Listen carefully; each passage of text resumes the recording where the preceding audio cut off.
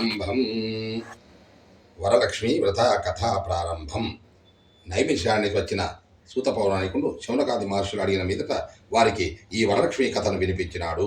మునీశ్వరులారా, స్త్రీలకు సర్వ సౌభాగ్యములను కలిగించే వరలక్ష్మి వ్రతం అనే మహావ్రతాన్ని గురించి పూర్వం పరమేశ్వరుడు పార్వతీదేవికి చెప్పినాడు. ఆ కథనే మీకు నేను చెబుతున్నాను, వినండి.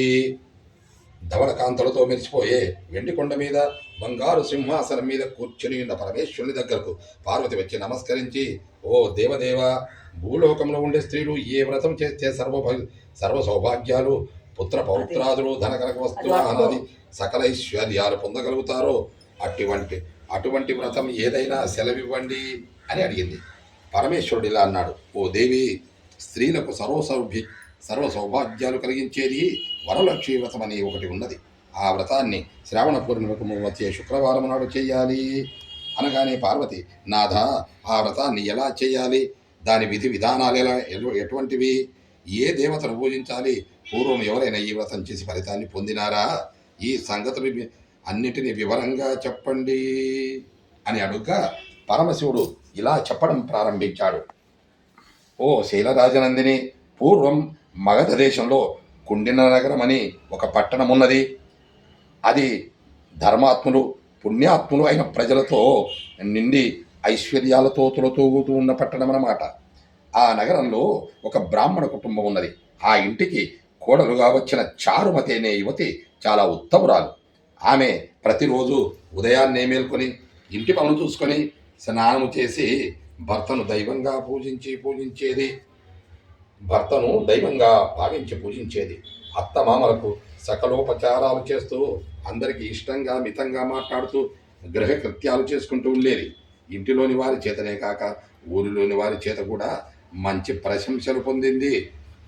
ఇటువంటి సదాచార సంపత్తి, సద్వర్తనము కలిగిన ఆ చారుమతి మీద జగన్మాత అయిన వరలక్ష్మీదేవికి అనుగ్రహం కలిగింది.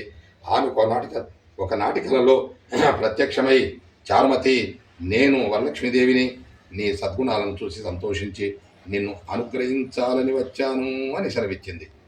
శ్రావణ పూర్ణిమకు ముందు వచ్చే శుక్రవారం నాడు నన్ను యథావిధిగా భక్తి శ్రద్ధలతో పూజించు, నీవు కోరిన వరాలు ఇస్తాను అని చెప్పింది.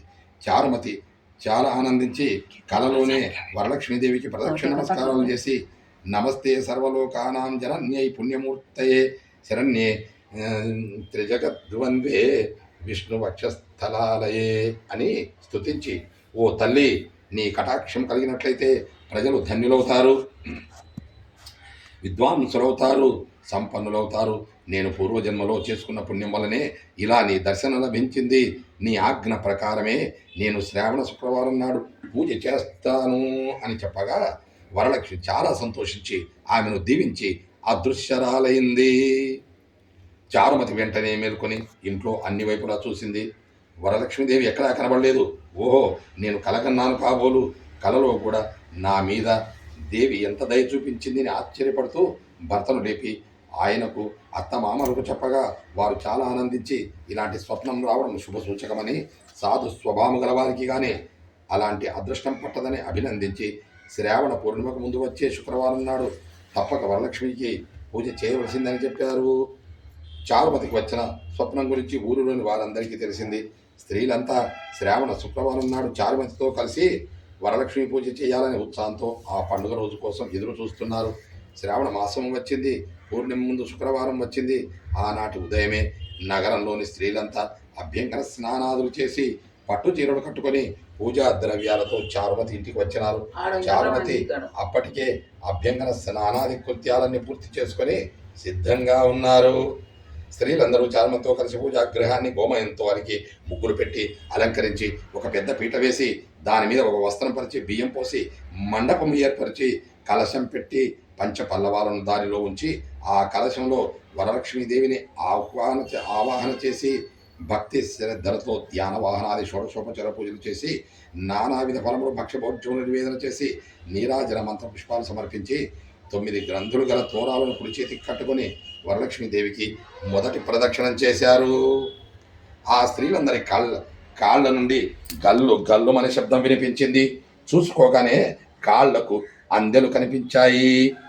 ఓహో, ఇదంతా వరలక్ష్మి కటాక్షమే అని సంతోషించి వారంతా రెండవ ప్రదక్షిణ చేశారు. దగ దగ మెరుస్తున్న కంకణాలు చేతులకు వచ్చాయి. మూడవ ప్రదక్షిణ కూడా చేశారు. ఇంకా చెప్పేదేముంది, ఆ స్త్రీలంతా సర్వాభరణ భూషితులైనారు. ఆ స్త్రీలందరి భవనాలు సువర్ణమయములైపోయాయి. రథ గజ తురగాది వాహనాలతోనూ పరివారంతోనూ మహారాజ భవనాల్లా ప్రకాశించాయి. ఆ స్త్రీలందరినీ వారి వారి ఇళ్లకు తీసుకుపోవడానికి గుర్రాలు, ఏనుగులు, రథాలు మొదలైన వాహనాలు వచ్చి చారుమతి ఇంటి ముందు నిలబడ్డాయి. తర్వాత కల్పోక్త విధానంగా పూజ చేయించిన బ్రాహ్మణోత్తమునికి గంధ పుష్పాక్షతలతో పూజ చేసి 12 కుడుములు వాయినమిచ్చి దక్షిణ తాంబూలాలు సమర్పించి మరియు నమస్కరించి ఆశీర్వాదం పొందినారు. వరలక్ష్మీదేవికి నివేదించిన పదార్థాలను బంధుమిత్రులతో కలిసి ఆరగించి తమ కోసం వచ్చిన వాహనాలకి తమ ఇళ్లకు పోతూ చారుమతీదేవి ఎంతటి భాగ్యవంతురాలు. వరలక్ష్మి స్వప్నంలో ఆమెకు సాక్షాత్కరించింది. ఆమెతో పాటు పూజ చేసుకున్నందుకు మనము కూడా అదృష్టవంతులమైనాము. సజ్జన సహవాసం చేస్తే సకల శ్రేయస్సులు కలుగుతాయనడానికి ఇంతకంటే నిదర్శనం ఇంకేం కావాలి అని పొగిడారు. ఆ తర్వాత ప్రతి ఏటా ఈ శ్రావణ శుక్రవారం పూజ వారంతా చేస్తూ వచ్చారు.